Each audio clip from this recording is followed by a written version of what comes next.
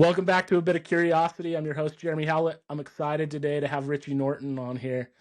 Um, just to give Richie a quick bio here, Richie was born and raised in San Diego before moving to Brazil and then to Hawaii. He's happily married to his wife, Natalie. They have 4 boys, one son who already has made his way to heaven, and they have cared for 3 beloved foster children in addition.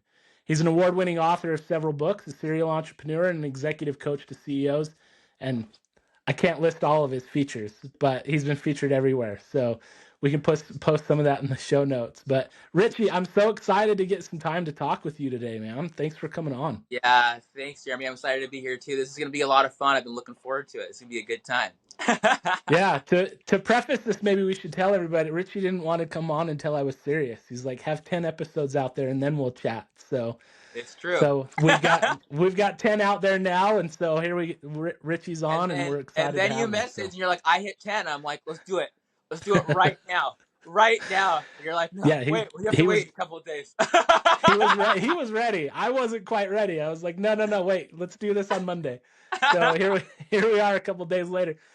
So Richie, like we just kind of talk about anything and everything on this podcast. But I'd really like to kind of jump into like you are like one of the most free people that a lot of people know, and kind of talk to us about like how you've designed your life to be free, and then we can kind of get into why you do that. But how have you designed your life to be able to be free and do the things that you do?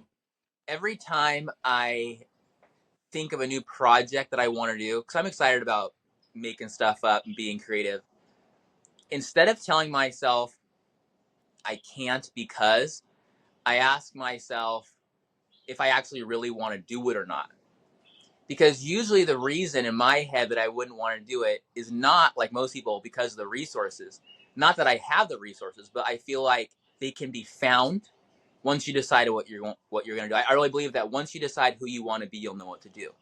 So for me, the main constraint is time. So I'm afraid that if I choose, actually, I'm not afraid. I know that if I choose one thing, it comes with a long list of other things that I may be aware of or I may not be aware of.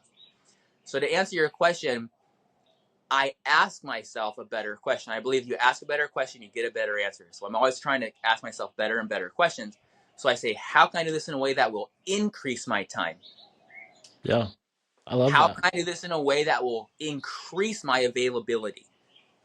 How can I do this in a way that will increase my autonomy?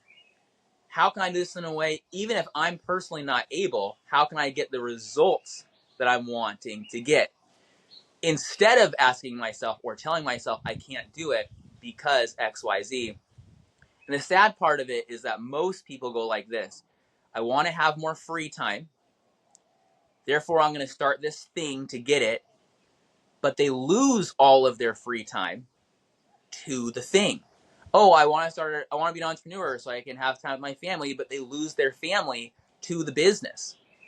That makes me angry a little bit because you intentionally did the wrong thing. Like you can't sacrifice what you love for success, because when you sacrifice what you love for success, you get neither. How you spend your time is how you show your love. So I believe in time, Time. Today is my everything. So the better question is, how can I do this in a way that will increase my availability, my freedom of time, not decrease it? And one more thing on that. People go, that's impossible. You can't do that. And I'll say, no, that's because you're optimizing for this dream or this cash flow based on means, not ends. If you optimize for available time, you will run the dream business differently. You'll be an architect. Architects don't build buildings, they draw them. You'll be the general contractor. General contractors don't even pick up a freaking hammer unless they want to. They sub the whole thing out. That doesn't mean you don't do certain things. It's not about the value of hard work. What I'm saying is you choose what parts you want to do. And if there are parts that you don't want to do, instead of losing yourself to that thing you don't want to do, you actually become innovative and creative in finding ways to do it that are different, that actually propel your dream forward, like a castle in a moat. You have the castle in the middle and the moat out here. The moat protects the castle from bad things getting in. Most people do the opposite. They set their dreams at the end of a timeline and they work really, really, really, really hard to get it, and then they usually don't. And that's because they got stuck in the moat. But if you say, I'm going to do this thing, and this is the life I want to live, and my work supports it, instead of leading endlessly toward it, it's called time tipping, man. Anti-time management. Love it. I love it. So in that, right, like you hit on a really key point that I think a lot of people struggle with. Like I think one of the biggest struggles that people have is defining what they truly want. Because like you mentioned success a couple of times, right? Like how do we truly define success? You ask yourself, what's the goal of the goal? Define that. What do you mean? I could reverse this, start interviewing you, but I won't do that yet. Okay. Hey, I'm game. I'm game. We can I go that direction. fine. You don't need to get deep here. Okay. Just for a second. Just first thing comes to mind. Like, what's a goal of yours? To write a book. Okay. What will happen if you write that book and it works? It's successful. I'd probably end up with speaking opportunities. People would buy my book. I'd have a little more cash flow. Like but to me personally, I'd feel like, okay, I benefited people because they bought my book. There's Okay. value in it. So we keep going this whole line of thinking, but let me say it this way: the first answer you said was speaking gigs, and I would say, if the purpose of the book is speaking gigs, you don't need a book. You can do speaking Sure. gigs. If you say the purpose of speaking gigs is that people hear me and buy my book so that I influence them, you don't need a book or speaking gigs to influence people. You can do what you're doing right now. So once you understand that, everything starts changing. It doesn't mean you don't do a book and speaking gigs. It Right. means that the thing you really want to do, you put that central instead of at the end. And that changes the way you operate, which gives you the time and the influence and the kudos that you want from the start, not the end. Yeah, for sure. You bake in your values from the start, like baking a cake. If you bake a cake without sugar, you can't expect it to be sweet unless you're doing keto and putting in that monk fruit thing or whatever it is. You know what I'm saying? But like whatever they do there, stevia stuff. But like, value your time. Don't time your values. No, I love that, right? Like, and I think like that time is really all we have at the end of the day, right? Like it's our most important resource. And you talk a lot about that in your book, Anti-Time Management, right? Like you share the story of losing your son, which was obviously a very hard thing, right? Like walk us through that a little bit. Walk us through that experience and kind of what woke you up to where you are today. Before my son passed away, my brother-in-law actually passed away. He was living on and off with us for a number of years, and he died in his sleep at the age of 21. And when that happened, it totally, I mean, in addition to all the sad things, right? All the remorse, all the guilt, all the worries, all the grief. It was also like, oh, whoa, like he didn't get to live to be 65, fat, rich, and retired like the Yeah. American dream. Yeah. The American dream is, at least it used to be born, go to school, get married, work for 45 years, retire. They forget to tell you this part that you'll only probably live for 5 to 7 years longer on average. The average person dies in their mid 70s, more or less. They forget to tell you Right. that part. And that's the American dream. Yeah. And so when that American dream was, I'm like, he did live a great life. He's a great person, served people, did all the things. Like he's a great example to me. And then it ended. So when I thought the shortness of life was more real than I imagined, I get that life is also quote unquote long for other reasons, but it really woke me up. And my to thinking I need to do things now, not later. And I kind of had that idea in my mind already. So I lived in Brazil. I was a missionary there.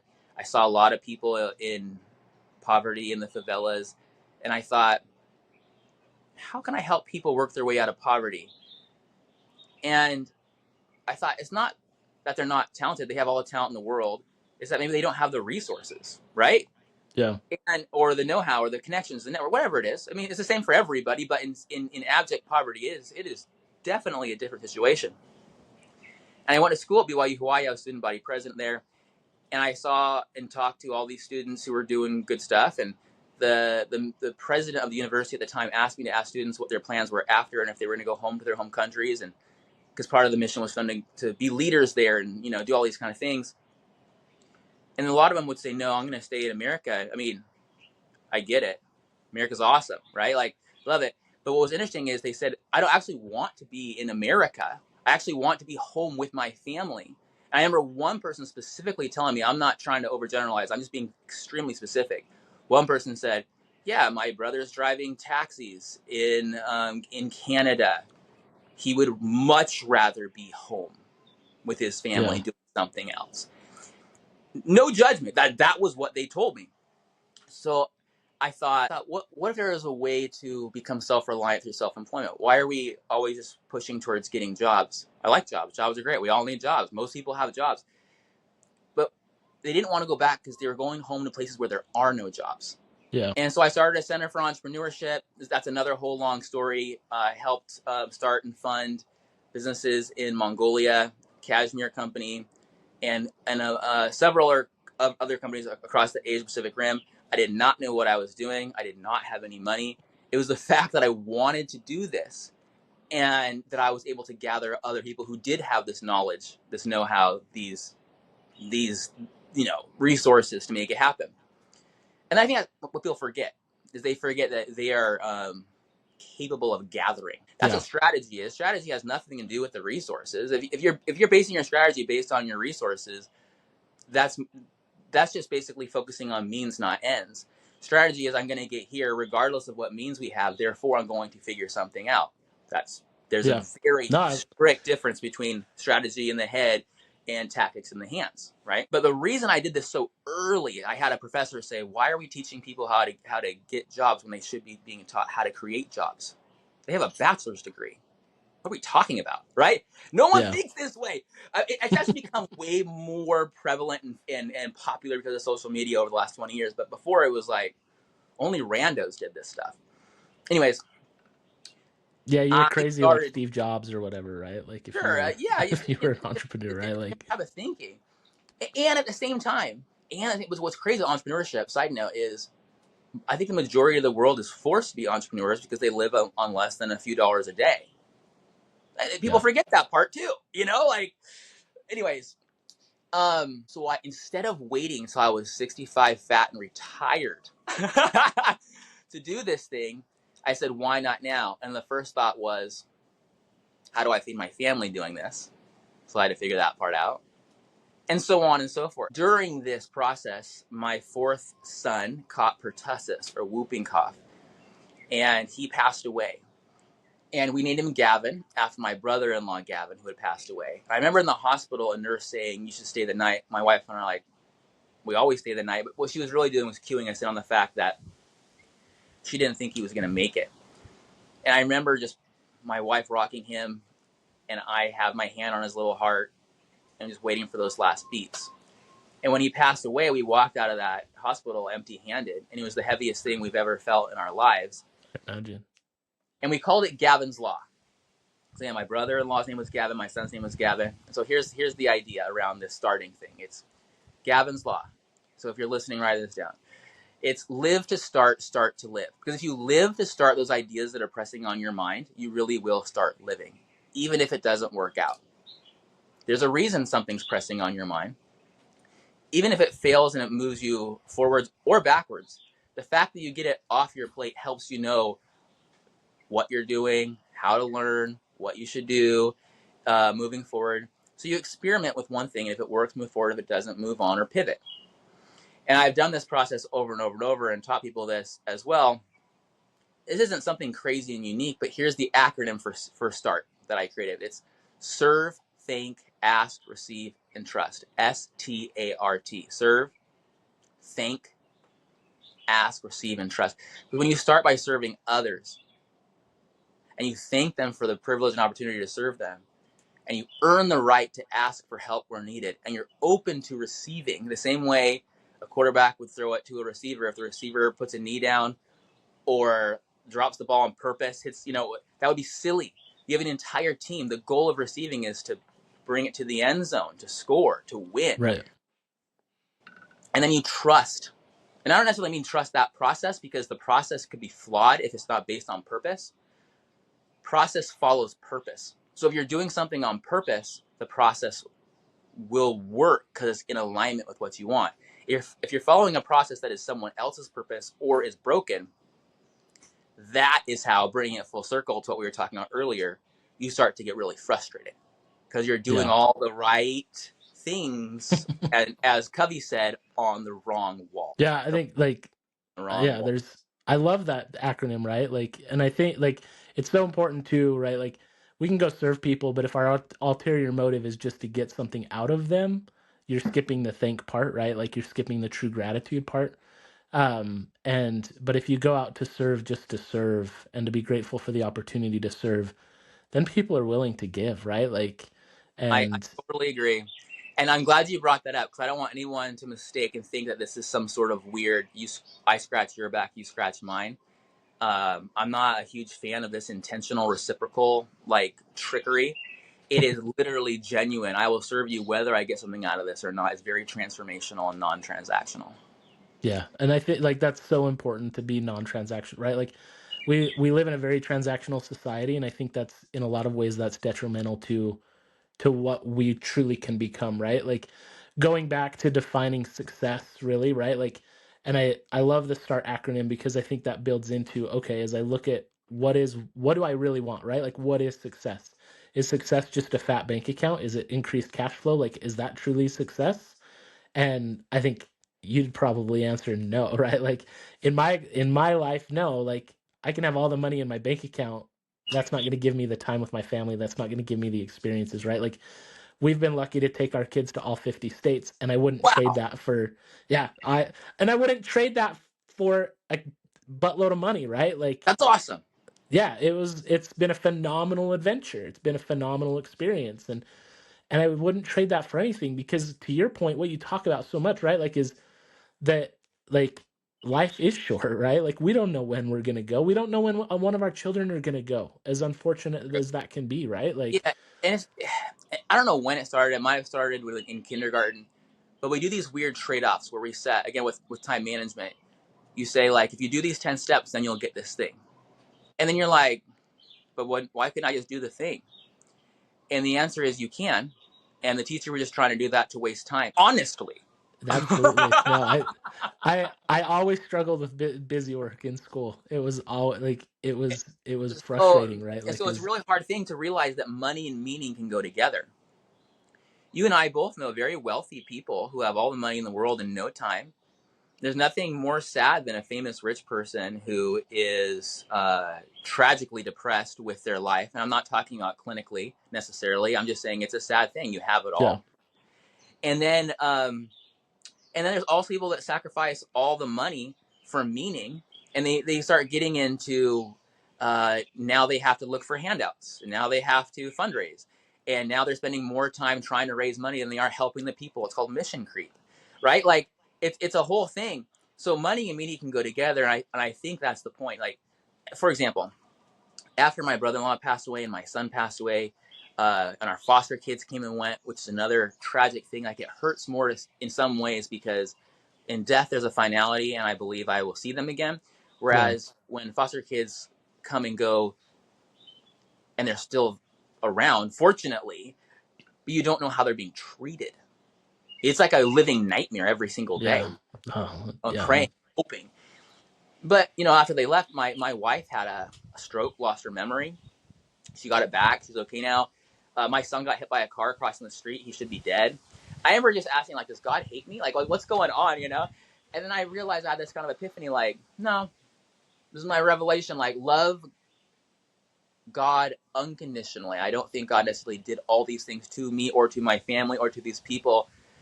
I think they happen. They're not necessarily all strung together, except for by maybe, our connections to these things.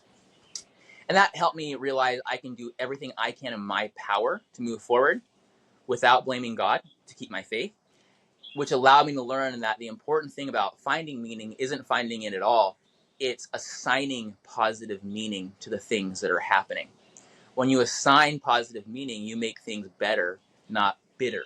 You get better, not bitter. No matter what happens, especially under anti-time management and time tipping, this whole concept in the book, what you realize is whether the thing works out or not, you win because you actually put your priorities first, not last. Most people put their priorities literally last. Literally, you put out a timeline, it is last. It is the weirdest, strangest phenomenon that happened. It actually started about 200 years ago with a guy named Frederick Taylor who invented time management. So if we can move on and stop saying that time management has anything to do with personal development, we'll be really good. because that has nothing to do with personal development. It's about squeezing every drop of blood, sweat, and tears out of workers on the factory floor. And somehow we've morphed into something that it's not. And that's why we wonder why we're doing all these great things and have no time. Well, you're measuring for the wrong things. You gotta stop managing time and start prioritizing attention. Yeah, I love how you talk about that, right? Like prioritizing attention. And I think that's so important because like you still have a schedule, right? Like you're still scheduling things out in your day to some degree, right? Like, do you time block? Is that something that you do? You're asking the right questions, and I might be embarrassed to answer this. No, my calendar is completely open. I believe that an empty calendar is a full life, and a full calendar is an empty life. I do understand time blocking. I do understand batching. I do understand there are times and places. I just believe that leadership is an empty calendar because leaders shouldn't be doing all these weird things all day long. They should be Sure. focusing on the vision and solving the problems that the people they've hired can't get done. You can't do that if you have a full calendar. This is why leaders pretend they're leaders, but they're actually just managers. Like, oh, it's just, let's do that. What are you talking about? Leaders need to set a new vision, take it to a new spot. You can't do that when your calendar's full. That said, it's because in leadership, an empty calendar means it's handled. It means you set yourself up for success, and you empower the people or whatever it is, the systems, to get it done. So I focus on projects. So I have like a big goal, dream, the goal of the goal. I have all these kind Yeah. of things in mind, and then I work towards them in the most. I'm not going to say it's the most effective or efficient because it may or may not be, but I do it based on when I want to, meaning when I'm Sure. available. And yes, the reason I say this is because deadlines are very helpful, which are different than timelines, by the way. Very different than timelines, even though they're on the same line. I get it. But what I've learned is this: if I have less time to get something done, I get more done in less time. That's where innovation comes from. No one is more. This one will resonate. No one's more productive than a procrastinator with an impending deadline. Oh yeah. You move mountains. So I will have something out there in mind, and yes, I will go backwards from like the end of the end. Actually, what Aristotle called it, final cause. I'll go way out, and then I'll go back and set things in motion. Entrepreneurs, leaders, managers. It just depends on what your role is and what you want to do, but your job is to set things in motion, not do everything yourself. So if something has to get done and I am the only one that can do it, it is generally because I like and want to do it. Most people have career transitions because they hate what they're good at. They're done with it. They're sick of it. Yeah. And this is also what gets them stuck. I can't start this new thing. I can't do this new thing because I'm really good at Excel. Good luck being a bricklayer the rest of your life. That's your choice. Your choice. Like, so when you think about what you like and want to do versus what you're talented or have chosen and learned at, you make different decisions. This doesn't mean you do things wrongly or badly. It does mean, yes, you can learn, but it also means you learn how to be a leader and you actually focus on getting the results. Let me say it this way: work on results, not means. Delegate results, not means. Covey said, begin with the end in mind. I was, mentored by the Covey people, but Yeah. he never said begin with means in mind. Never once. Sure. People choose habits, and they choose the freaking wrong habits that have nothing to do with the thing they want to achieve. Once you decide who you want to be, you'll know what to do because the habits then they can move, they can change. The means can change based on the outcome of the outcome. And I say outcome the outcome because most people will say, I'm going to start this business to make money. And I'll say, why do you want to make money? Oh, because I want free time. Okay, let's start with free time then. What do you mean? We're going to set your business up so you have free time and all these things happen to support you. Because if you don't, you cement a system in place that you'll never get out of. And that is a fact. Anyone who's been there knows. They know it. That's why they hire people like me and you to come in and say, so you're doing all these things and you want this? Those don't align. What are you talking about? Yeah. It is the challenge of the century. No, absolutely, right? Like, and it goes like purpose is so key to that, but then setting up the pieces and putting the pieces right. Like I'm reading the one thing right now with Get from Gary Keller, right? Like, and he uses the analogy of dominoes, right? And he talks about how you can take a 2-inch domino and that can knock down another domino that's 50% larger than it and then 50% larger than that one and on, right? So That's cool. 50, like 57 dominoes down the line is the distance between the earth and the moon, right? And that's all it takes, right? And he talks about, okay, all you got to do is what's the one thing that you can do today to set yourself up for success in that thing, right? That's going to make everything else easier, right? Yes. And it goes back to what you said, right? It's about asking the right questions.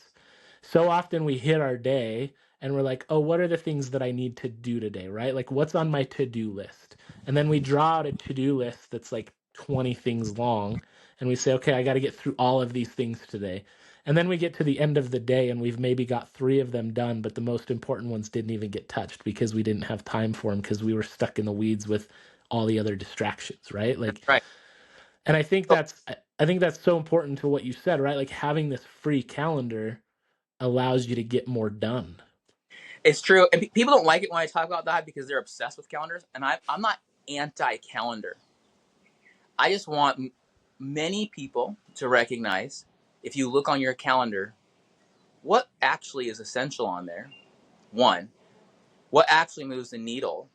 Two, and is anything on there that actually helps you experience the joy of what you're working towards. If your calendar is full with all the experiences of joy you're working towards right now, then all the work will be filled in as like the little things. This is a mental thing, but ironically, they all still get done. Like, whoa, it's crazy, you know. Yeah, well, This is why. If somebody, let's be real, if somebody sits down and just grinds all day long and they never take a break, they're gonna kill it, and that would be great. And sometimes that happens during these block of time of working and that kind of stuff like that. But for the most part, people work based on how they're measured. So it's going to be, this isn't for everybody, but let's say it's going to be a 9 to 5, and what they got done by 5 could have been done by 9:05. But instead, they met with Bob and Sarah, Billy. They turned off the lights in their office to make it look like they were doing something really important, but they were just playing solitaire. Like this is facts. these are facts, right? Like, but What are that's you so much doing? of that's corporate culture too, right? I'm Like disgusting. modern corporate culture is about butts in seats, right? Like we're seeing this like back to work movement, right? Like back to the office. And because companies don't think that people are as effective at home, that's not it. It's because the boss has lost power. He wants Yeah. power because now he can't look over your shoulder and make sure that you're in your seat doing your work. I agree. That is definitely a piece of the puzzle. And also they're bored. I worked my whole life to be this manager guy, and nobody's here. There's yeah. What? Like, It's about power, right? Like it's and and then like people will go like, oh, but there's Elon Musk and all these big companies are making everyone come back to work and be in the office or. But there are certain types of work and certain things that has to be done. And they say, what do you do about that? And I say, you don't do anything about that. A corporation is going to do what a corporation is going to do. Choose a corporation you want to work with or work on your own. yeah. Because most of these corporations are actually the flip side of that, especially with Gen Z now. It used to be all about millennials, but now millennials are running the world. So now it's about Gen Z. So they're like, what? They don't want to work here. They're so lazy. And you go, you mean they have options, and you guys have built tools for them to be able to do whatever they want, whenever they want, wherever they want, and they have more opportunities than ever. That's the problem. Yeah. That's the real problem. That doesn't sound like a problem to me, man. So the companies that shift to help people use the modern technology, they will gain the talent because that talent knows they can do it from a boat or a mountain or their house or an office. Versus the ones that have to come to an office. Again, it's not a right or wrong. You have to remember it's your choice. When you Right. like when you choose one thing, you also choose another. See, it bothers me when people complain that they don't have time because I'm like, that was a choice. No, it wasn't a choice. It's the domino thing you just talked about. Yeah, it was a choice. You can choose another one. Yeah. And it might take a little bit of time, and sacrificing some of the time of other things that you want to go create the dominoes and line them up to have other choices, right? Like, but ultimately it does, right? It comes down to what do we choose, right? What do we truly want? And I think, like, again, defining what we desire, what we want, tends to be some of the hardest things for people, because if we were to bring 100 people on here, Richie, right, and we were asking them what do they want, how many of them do you think would really be able to answer that question without Yeah. just saying I want a bigger bank account, or like, what do you Yeah. truly want, right? I want to go along with that Lego analogy using just for a second. One of the problems that we're facing right now. Now, remember, we are a quarter century into the 2000s. Is that the third millennium? Something like that, right? It's 20. I know it's 2024, but it's 20. It is basically 25 years into the year 2000. Yeah. And we like to look at our history by hundreds, right? And Yep. we're still using 19th and 18th century thinking tools, system, which were learned by the 20th century leaders and managers to try and help people who were 25 years old potentially live in a world that doesn't exist that anymore. Come on. Yeah, it's fascinating. No, it's fascinating. With the dominoes thing, like, it used to be, you're right, when you choose one choice, all these things happen, they stack up for better or for worse. But no one actually knew before. I know it takes time. I know, but things can go faster than others. But before, there wasn't, just to kind of let people off the hook, there wasn't this other choice. It didn't exist, this Yeah. technology. So now that you're in the middle and it's more about being aware, you can choose another path. And then once you're aware, that's where you're coming in, where you're saying, I don't know what to do anymore. Because with more choices, it's actually harder to pick. If you only have one, you're done. If you have two, if you think about it, three or more, you start to get confused, right? Yep. Unless they price it differently, like at McDonald's, then you're good to go. Big, medium, or small. Do you want me to answer your question about how to find out what you want? Yeah, let's talk about it. Remember the question, what's the goal of the goal? Because if you start from what you really want, you'll realize there's a lot of ways to get there. I actually met a person, not too old, but sort of older. Yeah, she was a corporate person, and she was basically semi-retired. And she's telling me all this money she still needs to make. And I go, what do you want to do? She's like, I just want to play with my kids on my grandkids on the beach. You know, that's free, right? That's about time. That's free. And so most people don't realize that the thing they actually want is free. Once you realize the thing you actually want is free, everything changes. Yeah. I mean, why do you want a nice big house? The people like, yeah, that costs money. Oh, because I want, like, a family around and I want to host people. You can also do that at a park, man. Like, when you start really thinking about it, the things that are most important in life cost $0. So that's why I say you can start from the center. Now, if you really want to know what you want, what I do is I say to people, I have them usually take a piece of paper out and have them fold it in four. And I say, where do you want to be in 2 years? What would make you feel happy? What would be a great thing to happen? And they'll list, I call it the 4 P's of productivity: personal, professional, people, and play is what I call it. And then I'll list, there could be like 10 on each. Now there's 40 things. And then I'll say, if you could only choose one out of each quadrant, which would it be? And it's a really hard decision. But once they decide and they narrow it down to 4 things, then I go, what are the chances that if you did one of those 4 things, or those 4 things only, that all the other things would also happen? And it's the first time they've ever actually written down everything they want in their life on one sheet of paper, ever. And it's also, and very simple. And it's also the first time they've actually seen it narrowed down to like 4 things, which is like a North Star. And all of a sudden they start optimizing their life around those things and start making choices around those things. So when someone says, do you want to do this or do you want to do that? They can look at it and they can go, does it lead me closer to my goal or not? Because that goal is aligned with the purpose of who you want to be in 2 years. So it goes purpose. This is kind of the anti-time management framework. It goes purpose, priorities. Most people put priorities last. In this way, priorities are attached to purpose first. Then it becomes projects, because you're turning these things into actual, instead of saying, I want to be an author, it's I am an author. I have a writing project. I have a book I'm working on. Then it becomes payments. Not that you can't get paid first, but you decide how to get paid based on the lifestyle you want to live. Not choose to get paid and by default have a lifestyle that you hate. which is the majority. Yeah. If I No, if I want if I want to move to New York, why am I still in California? If you don't want to go to New York and be some kind of analyst guy or a financial guy, you really just want to be in Montana fishing. You know that in 2024, you can be an analyst financial guy on the internet, right? Like, so so where you live determines more about your lifestyle than anything else. yeah, absolutely.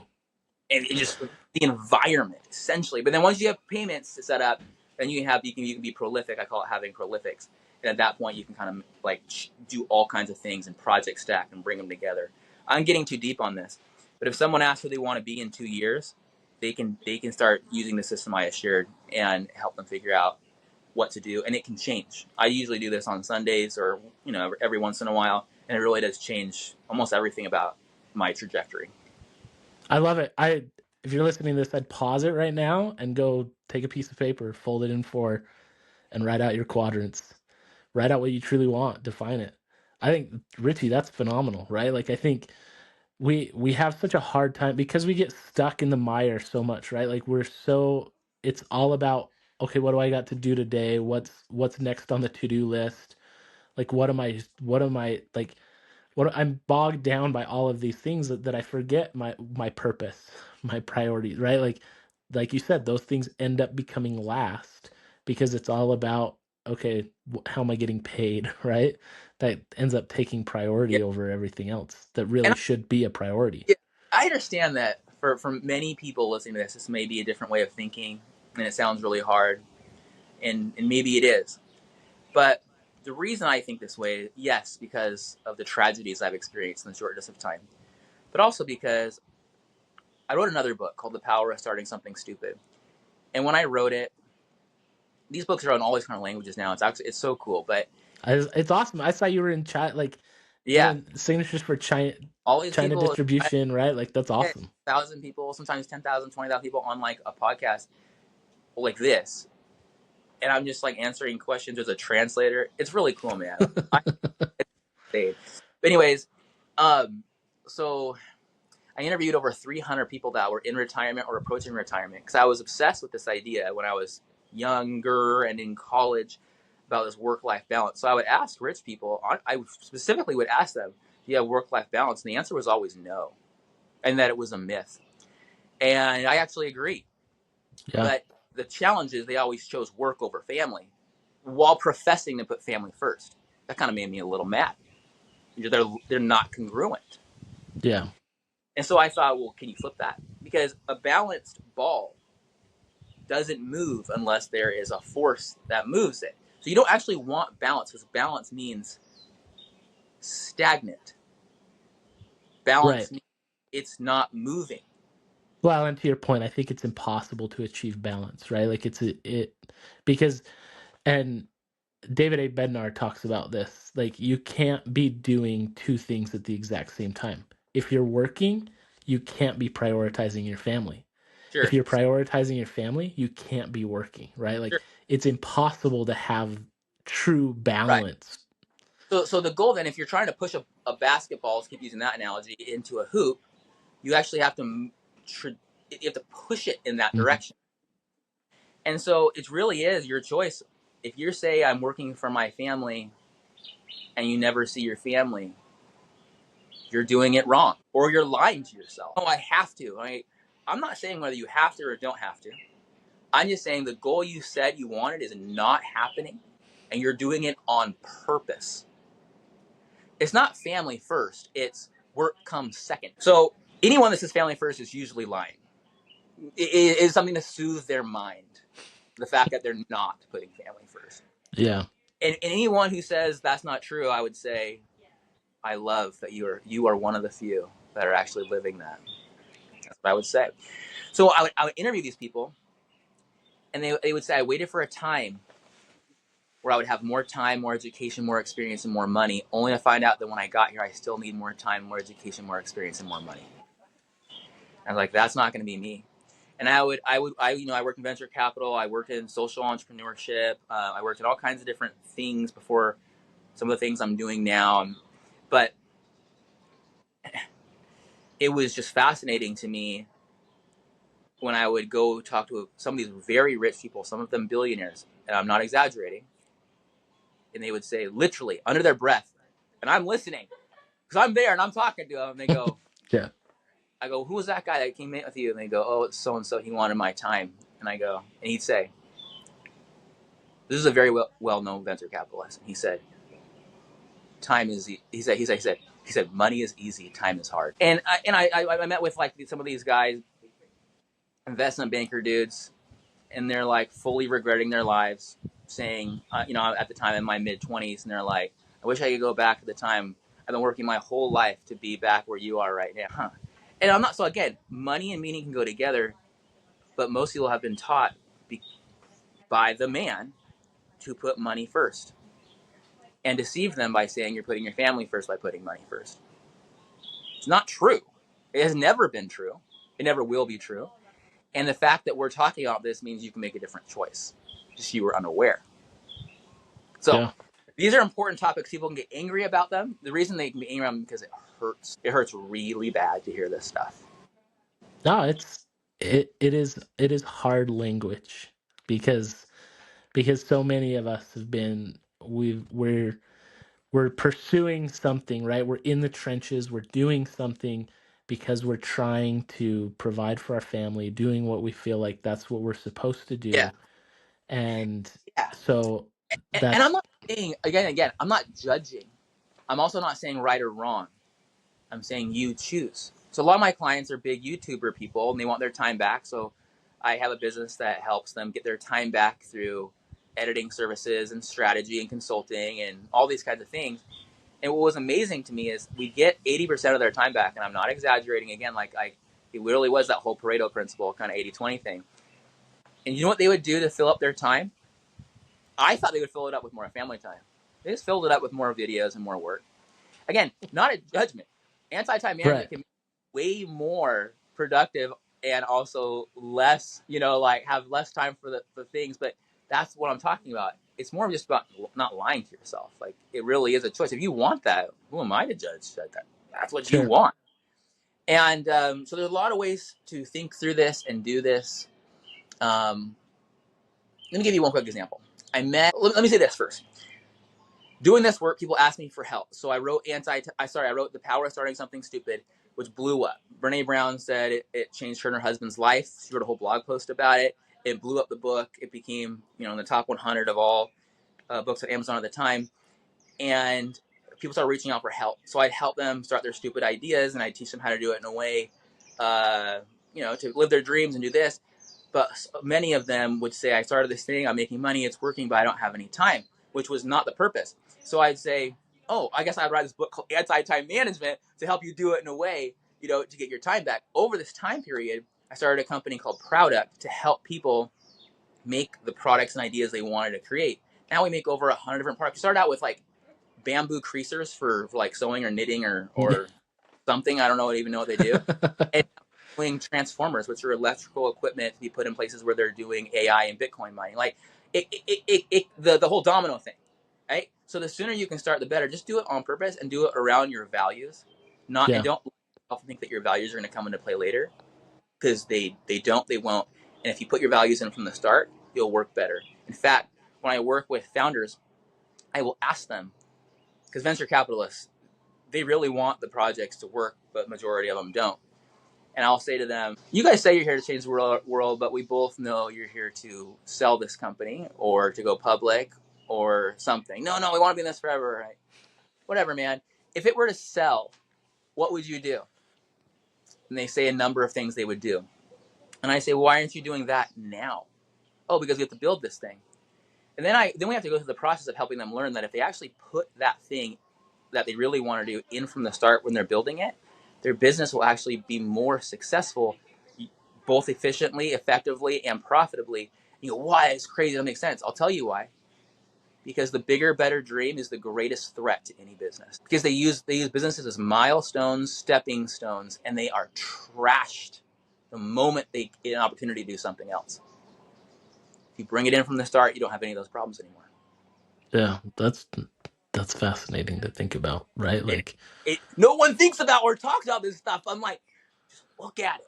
Even if yeah, you look at people go, I'm so objective. You're like, are you? Are you? Because that's objective. yeah. I mean, somebody might say it's subjective, but if they haven't experienced it, I guess you can just make anything up that you want. But I've seen it too many times, man. So, okay, so you've written a few award-winning books, right? Like, Mm-hmm. and phenomenal, right? Like you run a business that's in the Inc. 5000, right? Mm-hmm.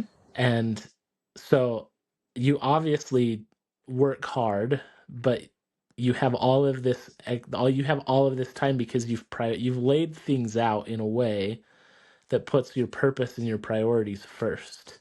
Mm-hmm. And like I just want to say props to that, right? Like way to go. Having started my own stupid idea in the past, right? Like it's a lot of hard work. And but it like I was thinking about it earlier today, right? Like when we started Ultra, we worked really hard. We sacrificed some family time, but we also incorporated a lot of family time into the business. Like Yeah, I traveled with my son to races, and that's what I'm talking about. he would There you set up go. the box, right? Like and to me, like that was the thing, right? Like we already mentioned, I've been to all 50 states with my kids, right? Like we we started that journey in 2015 while we were still working with Ultra. But by that time we had been purchased, and I got some backlash from the CEO at the time. Like, why would you take a month-long trip with your family? Cuz nothing is going to break. Nothing broke. This was after the trip. Nothing broke. Like just I cuz my I butt wasn't in the seat, right? Like I and I chose understand. my family. I And understand. and I think that's so like it's so important to look at, okay, lay out that piece of paper, right? Like write down all of the things that we want in each of those four quadrants and then simplify it, right? Like what is the most important? And if we do that, right, to the domino effect, right? Like everything else, like why can't we have everything on that list if we focus on the first one first, right? Like it's first things first, right? Like big rocks, right? Like lay your big rocks in first and then you can put the Yeah, smaller ones and then the gravel fits. But if you do it in reverse order, the big rocks don't fit. that's true. So, That what your story, that's where you shared is amazing and it's perfect. And I know anyone listening to this, I'm sure there's like, this doesn't apply to me, or how does this apply to me, or this is so hard. And I would just say, like, just start where you're at with what you have. You don't need anything else.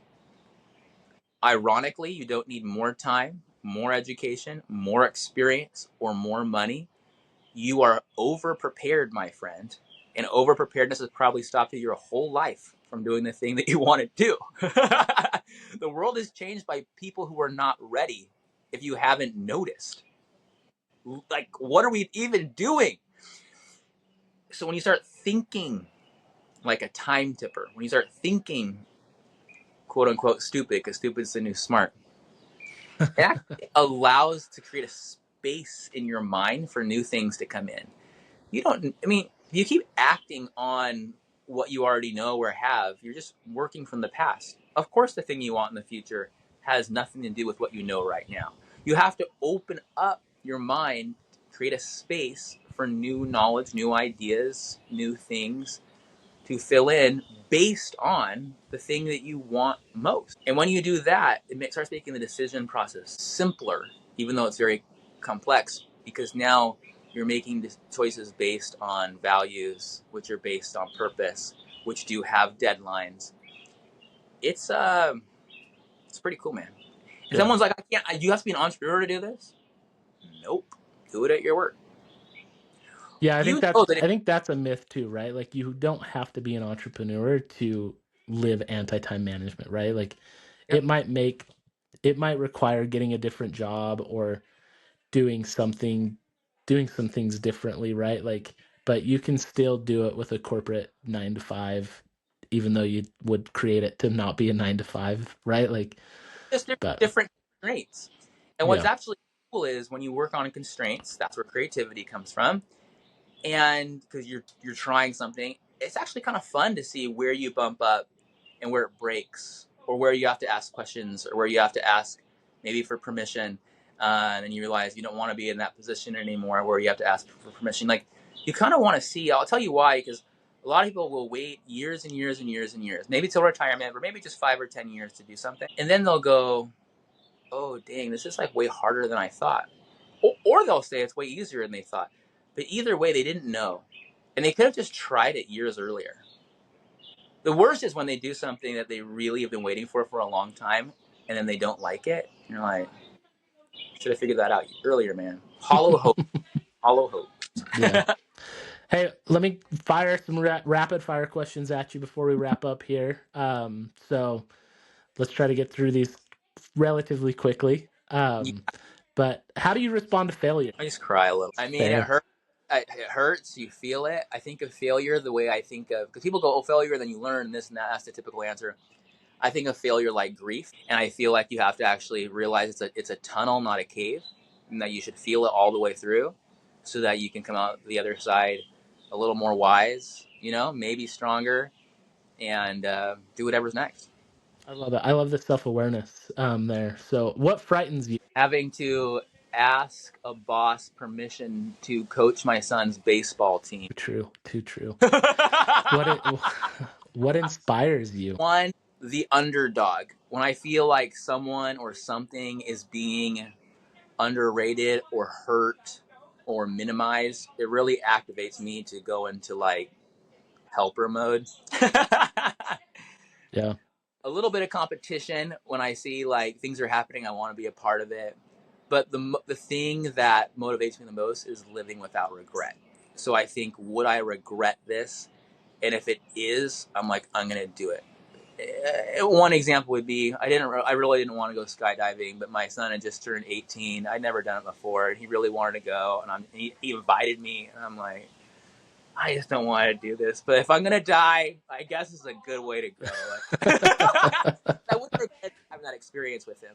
So sometimes you just gotta like, swallow your pride or your fears and go for it, man. Okay, what book are you reading right now? Oh, I have a stack of books that I'm not reading. Does that count? Does that count? Not if you're not reading it. I'll tell you. I'll tell you a book that I go back to all the time. One is called "Banker to the Poor" by Muhammad Yunus, and the other is "Good to Great" by Jim Collins. These are one is not very known, I guess, but one's very well known. These books help remind me of like what it means to make positive impact in a way that is meaningful. Yeah. Love it. So is that the same answer then for what book have you read in the past 12 to 18 months that you'd highly recommend to others? Or is there another book that you've read recently? A client named Ben Hardy. He's been my client for 10 years. And he reached out to me after reading one of my books, which made the Power Authority, which made him decide to become an author. He tells me over that time period, he's become very prolific and very well known. And his recent book, I like Gap in the Gain. I like 10x is easier than 2x. I like Who Not How. I happen to be featured in some of these.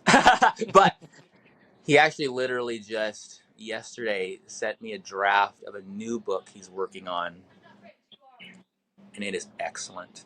I'll just say that. Look up Okay. Benjamin. All right.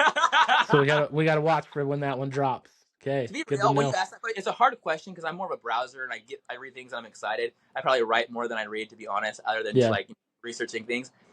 But I also do get a lot of book proposals, so I'm like people wanting like help. So that's kind of what I'm reading. Like, I'm reading stuff that's not out, so it's a hard question to answer. That's fair. That's fair. What's your favorite place you've traveled in the past and why? Yeah, when you say that, it's like a flash of all the different things. But I just got back to Vietnam and China. It's so wonderful. I love where I live in Hawaii. If I had to live somewhere, I love Bali. If I had to live somewhere else, maybe I might choose Scotland. My wife and I are obsessed with Scotland. We go back frequently. There's all this Harry Potter stuff there. I don't know, man. I can't answer this. It's too good. It's too good. There's the world is an amazing place, right? Like it is an amazing place, and if you've traveled any amount, you've experienced that, right? Like that's awesome. Richie, it's been a pleasure. Where can people find you? Where can they keep up with you? go to richienorton.com, and if you go to richienorton.com/time, I have a free guide slash 90-day challenge to help you specifically and personally implement these things that we talked about, both through strategy and tactics. Again, strategy is in the head, which we talked about a lot. Tactics are in the hand, which we shared a few ideas. But there are many ways to make this happen. But it really just depends on who you want to be. And I would love to help you make that happen. So check me out there. Okay, awesome. Thanks for your time today, Richie. Thanks for joining us on A Bit of Oh, Curiosity. thanks, brother. So Love you, man. You're appreciate awesome. it. I'll see ya. Thanks.